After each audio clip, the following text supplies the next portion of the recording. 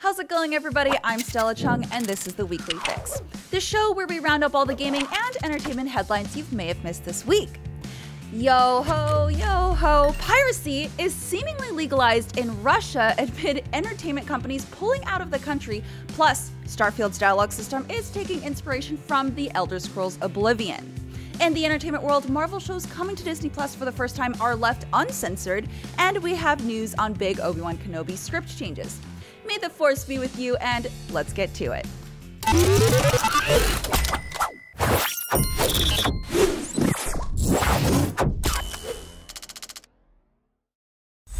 Russia is reportedly easing its copyright laws to offset sanctions Western nations have set in response to Putin's invasion of Ukraine. This means it will essentially be legal to pirate games, TV shows, movies, and more in Russia.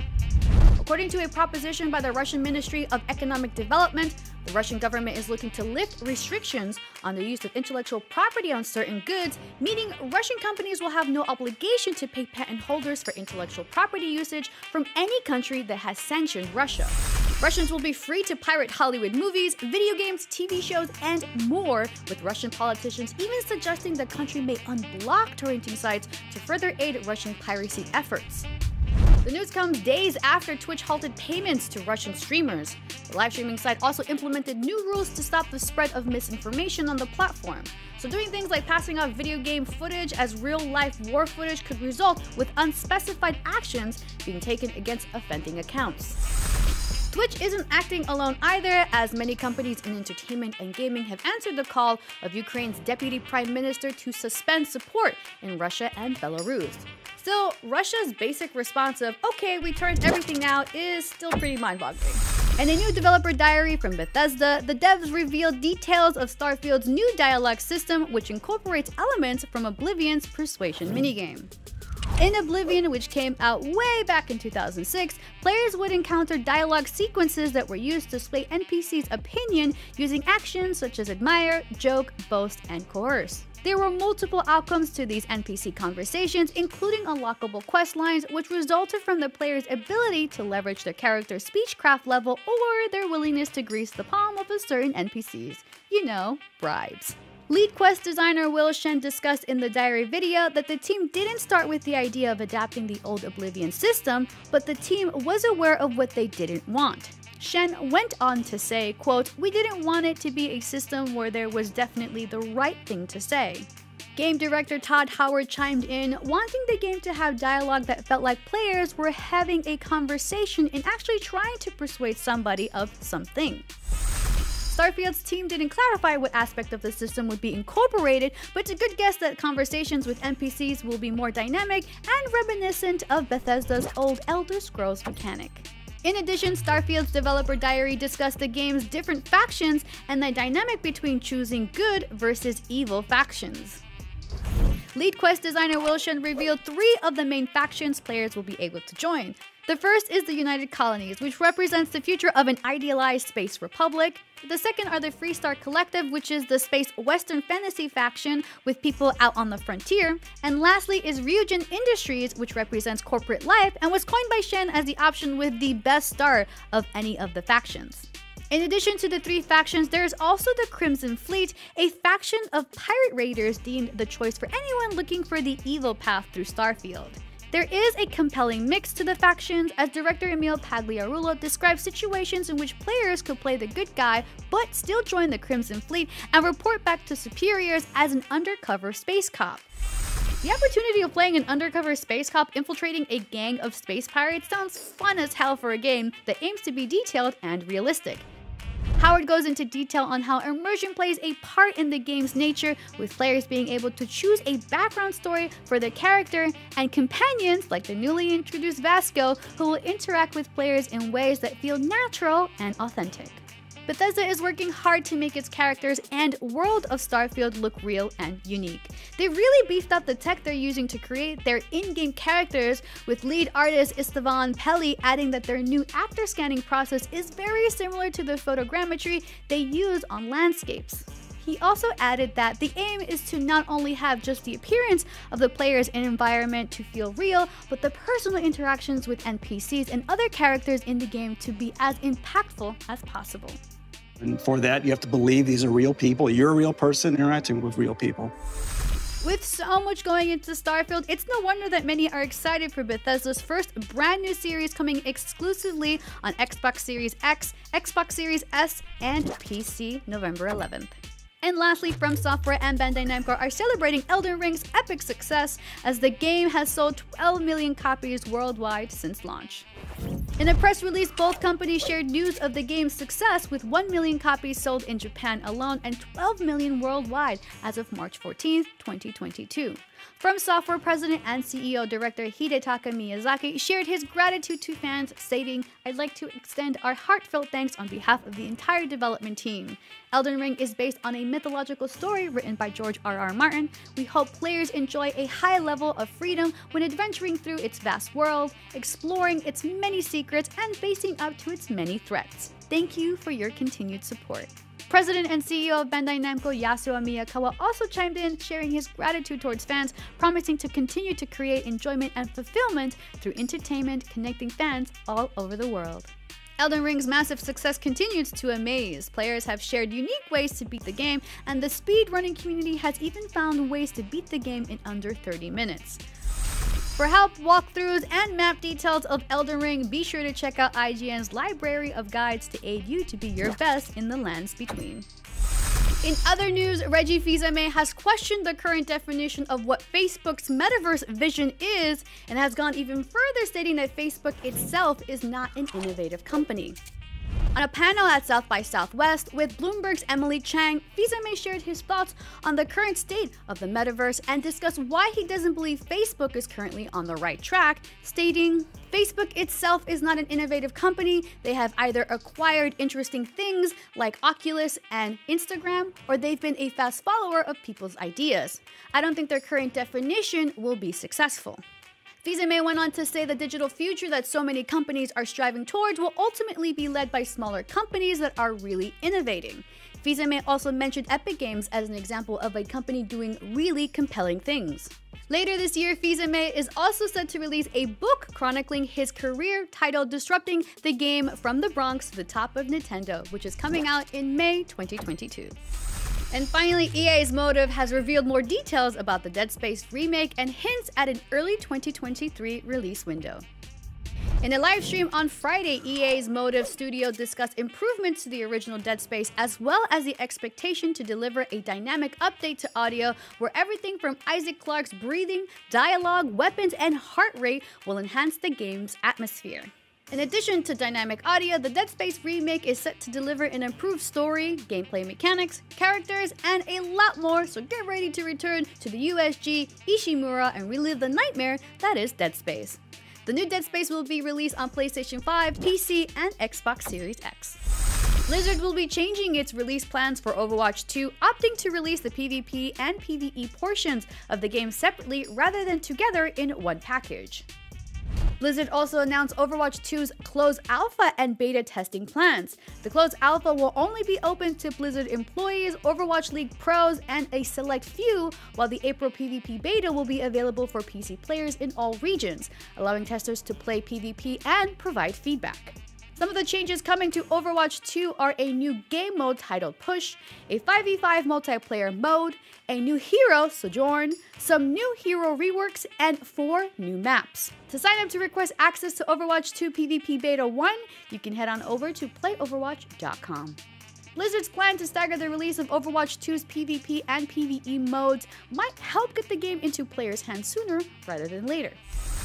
Considering this is the same strategy Halo Infinite carried out with the main campaign coming after the free-to-play multiplayer mode, it seems like a solid plan for Blizzard. In other news, the custom PC builder Artisan build will be shut down indefinitely after an appalling display on Twitch where a small streamer was denied her sweepstakes prize simply because her Twitch following was deemed not big enough. The Twitch streamer Kia Pia, who fairly won the sweepstakes, was also an ambassador for Artisan build, which granted her entry into the ambassador-only PC sweepstakes. CEO Noah Katz took measures to vet Kia Pia's followers, and Ambassador linked to disqualify her entry due to low followers, low click-through rates on her affiliate link, and for not meeting a criteria made up during the stream. When the streamer was denied her winning, she took to Twitter to vocalize her complaint, which was retweeted over 5,000 times. The giveaway sponsor, Intel, eventually stepped in to express their disapproval of Artisan Builds and how it handled the sweepstake process. In a tweet posted on Artisan Builds' account, the company has since suspended all activities and laid off all employees. According to interviews between former employees and Gamers Nexus editor-in-chief Steve Burke, Artisan's business license was suspended by the state of California for tax-related reasons, and that the sweepstakes was potentially not what killed the company. As of now, the company's bank accounts have been frozen, and the future of the company is pretty unclear. Artisan Builds is currently ongoing outside counsel for reorganization, with more information expected to be released by the end of the month. Let's hope for better treatment of all streamers in the future. Capiche? The developer of the new Reboot Perfect Dark has reportedly suffered significant staff departures over the past year. In a report from VGC that compiled interviews with unnamed former employees of Microsoft's The Initiative, it noted that around 34 people, much of the senior design team, have left the company. Dan Neuberger, the game's director, left the team this year, with previous departures including design director Drew Murray, lead designer Chris O'Neill, principal world builder Julian Myers, and many other core team members. VGC's report also noted 2 senior writers, a technical director, a technical art director, a lead gameplay engineer, a lead animation quality assurance lead, and others have also departed the company, which has impacted the momentum of the project.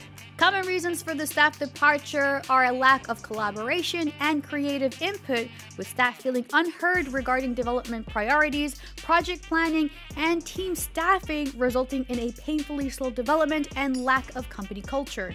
Daryl Gallagher, who still remains as studio head at The Initiative, has since made a statement saying, "In this journey, it's not uncommon for there to be staffing changes, especially during a time of global upheaval over the last 2 years, and there's plenty more work in front of us to deliver a fantastic Perfect Dark experience to our players. We wish all our former colleagues the very best, and I'm confident in the team we have in place, the new talent joining, and we can't wait to share more with the fans."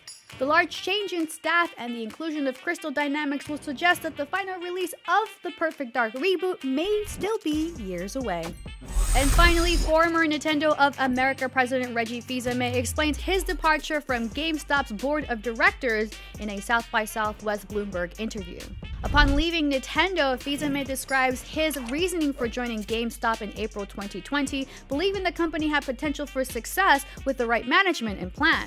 At the time, GameStop had many expecting it to go bankrupt, but Fils-Aime says GameStop had the potential to change its e-commerce portfolio and services to find success in satisfying its customers. Advice that fell on deaf ears as GameStop management refused to adapt. Ultimately, Fils-Aime bluntly stated Cohen and the board don't know this business, don't understand the players. When Fils-Aime's request to join GameStop's strategy team was rejected, he understood GameStop's leadership strategy was something not worth sticking around for, as a plan had not even been expressed to business partners, vendors, employees, and shareholders. Listen, if you don't take advice from a legend like Reggie on how to be successful in the gaming industry, we'll soon be hashtagging, well, if it isn't the consequences of my own actions. It's time to take a quick break. When we come back, we have a breakdown of the new Sonic the Hedgehog 2 trailer and the scoop on why the Obi-Wan Kenobi series script was completely rewritten. Catch you in a minute. Hello there! Kathleen Kennedy has stated that the original script of the Obi-Wan series was too bleak and needed to be rewritten. But before that, Marvel television shows are leaving the other streaming platforms and coming to Disney Plus completely uncensored. Let's find out some more details on this news. Now, it turns out all those TV, anime, Marvel, Netflix shows are hitting Disney Plus without a single censor. Now that means you'll be able to see side boob in Daredevil, Luke Cage, and Jessica having sex in Jessica Jones, plus headshots and butt shots in The Punisher. Now, you're probably wondering how we know that these once Netflix Marvel shows aren't censored on Disney Plus. Well, you know, the fine nerds here at IGN paid another nerd to watch the dozens of hours of episodes between the Defenders show shows, including Daredevil, The Punisher, Luke Cage, Jessica Jones, Iron Fist, and the Defenders Limited series. Now, we really wanted to see if there might be another case of CGI hair covering up Bear's skin, similar to what Disney did to Daryl Hannah's Bear Butt when the 1984 movie Splash came to Disney+. Now, we can confirm that there is absolutely no CGI hair coverage to be seen in any of these Netflix Marvel shows, including no CGI hair coverage of Jessica Jones's side butt seen in Season 1, Episode 3, timestamped at 2 minutes and 59 seconds. For those of culture who want the sauce. Now, it's interesting to see Disney forego what would have been intensive editing of these TVMA shows, allowing them to be streamed as intended, especially after what they did regarding the Splash movie. Now, it might be due to the amount of backlash from Splash that rhymed Disney received for covering up the rather tame shot of Mermaid Bottom. Now, what's going on in those once Netflix Marvel shows is everything but tame. There's no tame in that. Nah, Fortunately for parents, though, who are concerned about tons of sex and violence, Disney Plus has updated its existing parental controls in the US to accommodate the TVMA programming, so, Timmy won't be seeing any side boob coming out of the vault this summer. Nope, In other news, Cortana's new look in the Halo series might have fans scratching their heads, but one of the studio heads at 343 and executive producer has an explanation for Master Chief's AI companion's new look.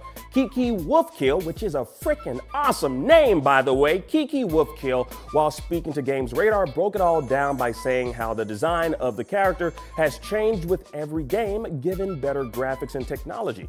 As for the Halo TV series, Kiki said, quote, "In this situation, it's so very different from the games in that she has to feel real. And by that, I don't mean feel like a real human. She has to feel like a real AI, a real hologram, and be a character that real people are acting against. That was really the impetus in designing her. How do we make her feel very tangible in this Halo world?" Now, while the design of Cortana might have changed, the voice of the AI character remains the same, with Jen Taylor from the mainline series of games lending her talents. But Cortana's new look isn't the only thing that's got Halo fans shaking their plasma pistols in the air with the fury of 1,000 suns, apparently.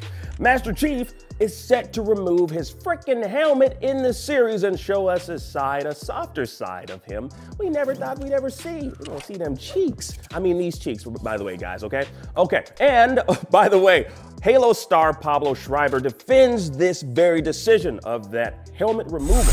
Speaking with Tech Radar, Schreiber breaks it all down by explaining the difference in storytelling and narrative design when it comes to video games and long-form storytelling in television. How we as an audience have access to a character's emotional life, and with time, we tend to empathize and connect with a character's plight. Now, Schreiber continues by saying, quote, "I'm sorry, but it's the only choice for long-form storytelling in television. What I would say to anybody who disagrees with that, I totally respect that opinion. But it's a pretty basic place to start when you're talking about making a television show of quality. Chef's kiss quality he's talking about. So you're getting a Master Chief with a face, people. A Master Chief with a face. I can't even comprehend, but I guess we're all gonna have to comprehend when the series lands on Paramount Plus. Yeah, how do y'all feel about this, by the way? Let us know in the comment section down below. We're gonna be seeing face, y'all, and we're seeing cheeks on Disney Plus. What has the world come to? Streaming is just weird, I guess, these streaming platforms, whatever. Anyways, now while they might have made it work eventually, the original Obi-Wan Kenobi scripts were a bit too bleak, which led to the production on the show being halted for rewrites. Now, in an interview with Entertainment Weekly, Lucasfilm boss Kathleen Kennedy broke down what happened to the original scripts and what led them to make a quick pivot on the direction of the show. Now, she said, quote, "We're looking ultimately to make a hopeful, uplifting story. It's tricky when you're starting with a character in the state that Obi-Wan would be in coming off of Revenge of the Sith. that's a pretty bleak period of time. You can't just wave the magic wand with any writer and arrive at a story that necessarily reflects what you want to feel. Now, Obi-Wan star Ewan McGregor admits that the series starts in a pretty dark place, seeing as his character finds himself a bit shaken due to the events that occurred at the end of Episode 3 with Order 66 and the Jedi Order being slaughtered, with everyone who survived now in hiding. Now, McGregor goes into more detail about the state of Obi-Wan by saying, quote, after dealing with his personal failure with Anakin, he feels that it's his personal responsibility that he allowed Anakin to be tempted over to the dark side, and that he wasn't able to stop that. His teaching wasn't able to protect Anakin from that. I think obviously weighs very heavily on him. Now, the first trailer of the upcoming Star Wars series took us back to Tatooine with an exclusive image from Entertainment Weekly to follow, giving us our first glimpse of Darth Vader. Now, with the return of Obi-Wan, there's been nothing but positivity swelling within the Star Wars fandom, and Ewan McGregor agrees. Continuing in the very same interview with Entertainment Weekly, the actor talked about how he thinks public opinions of the Star Wars prequels have shifted as of recent years, stating, quote, now I meet the people who we made those films for, who were the kids of the time. And our Star Wars films are their Star Wars films, in the way that Carrie Fisher and Alec Guinness and Mark Hamill and Harrison Ford's films were ours. We're theirs. And that's beautiful that they were important to the kids who we made them for. It's just so nice to finally get that wave of positivity about them. Yeah, I think that's really awesome, because the thing is, not everyone was introduced to the Star Wars universe through the original trilogy. Some discovered the Star Wars universe as kids through the prequels, so their admiration wasn't, tarnished or diminished by episodes 1 through 3 because they had no preconceived notions rooted in the original trilogy. No, it was George Lucas's second trilogy that piqued their interest in the series enough to go back and learn about the fall of the Empire. Now, speaking of going way back, whomever made the list ranking the actors with the most on-screen curses needs to kind of go back and do a recount. Mace Windu himself, Samuel L. Jackson, is third on the list, believe it or not. Check out this appearance on The Tonight Show. There's a list of someone who said the most swear words in movie history. And I was like, oh yeah. Who won? It's not you. It's Jonah Hill. That's some bull. I mean, that's a... I mean, no. That's no. better. No. No way, no man. No way, man. Now, I gotta say, I'm calling shenanigans on this. This is some straight up bull. I mean, how the can they do that to my man Sam Jackson? The is going on around here? Damn. Now, anyway, you know what? I probably just made the top of the list of IGN hosts with the most bleeped out curse words in a single video. Wow. Either that or I'm fired for foul language. Can they do we do that around here? We just fire people for cursing in videos? It. You know what? We out. Get a load of this. The final trailer for the Sonic the Hedgehog 2 movie has released, and we had to go around snooping as usual, you see, to peel back each and every frame to see what we can learn about the Blue Blur's latest outing. But first up, you may remember actor Shamar Moore was announced to be joining the cast back in June of 2021 in an undisclosed role. Now, this was before the big announcement that Idris Elba would be voicing Knuckles, so many fans, including myself, assumed he'd be voicing the Red Echidna. Now, from what we see in the final trailer, turns out Shamar Moore is the fiance of Maddie's sister Rachel, played by Natasha Rothwell. Now let's talk about what was revealed about the Master Emerald. Now in the final trailer, it provides glimpses of the powers the Master Emerald possesses and can grant its wielders. Now Dr. Robotnik is featured seemingly utilizing the Master Emerald's power to create electric tornadoes and manipulate steel matter. Now in case anyone is questioning if that is in fact actually the Master Emerald, director Jeff Fowler sat down with us here at IGN last year at the Game Awards to confirm that it is in fact the Master Emerald. Also within the trailer, Sonic and Tails find themselves in a sacred temple with a large owl statue, which might remind you of Sonic's caretaker from the first film, Longclaw. Now while the statue isn't of Longclaw herself, it does appear to be a great horned owl. Now you may remember the first film, tribal echidnas were hunting down both Longclaw and Sonic, so Sonic 2 might explain the storied history behind the feud between the tribal echidnas and the owls. Now perhaps the owls protect the rings and the echidnas protect the Master and Chaos Emeralds. Now, there's a connection there that will likely be revealed in the sequel. Now, my theory is that the owls might have used the ring's ability to create portals and hid the Chaos Emeralds in different worlds to keep them out of the reach of the tribal echidnas. Now, that could also explain why the echidnas are constantly chasing Longclaw and Baby Sonic like in the first film. Now, the echidnas want to, they want to get their hands on the rings to find the hidden Chaos Emeralds that are scattered throughout the worlds. And now that Dr. Robotnik has discovered the power of the Master Emerald, he's somehow manipulated Knuckles, one of the remaining protectors of the Master Emerald and the Chaos Emeralds, into joining him, and now he and Knuckles are tracking down the Chaos Emeralds to harness their power. Now, with this new threat, Sonic and Tails are on a race, and I mean quite the race, to beat both Eggman and Knuckles to the punch and collect the Chaos Emeralds themselves to keep them out of evil's reach. Woo! This movie's gonna be so dope! I'm too excited! Now, that's just my theory, by the way. That was just a theory, everything I just said. It's not confirmed. But I think it's a fair assumption that the tribal owls and the tribal echidnas and the feud has something to do with the Master Emerald, the Chaos Emeralds, and the owls' ability to use the rings to traverse different worlds. Only time will tell as we wait for Sonic 2 to hit theaters April 8th. Definitely would love to know your thoughts on this final trailer and everything that I just said. And yeah, let's just talk about Sonic 2, baby. How excited are y'all for it? Let me know in the comment section down below. I'm Stella Chung, and that was your Weekly Fix. We'll be back here next Saturday with more of the biggest gaming and entertainment news of the week. Catch you then.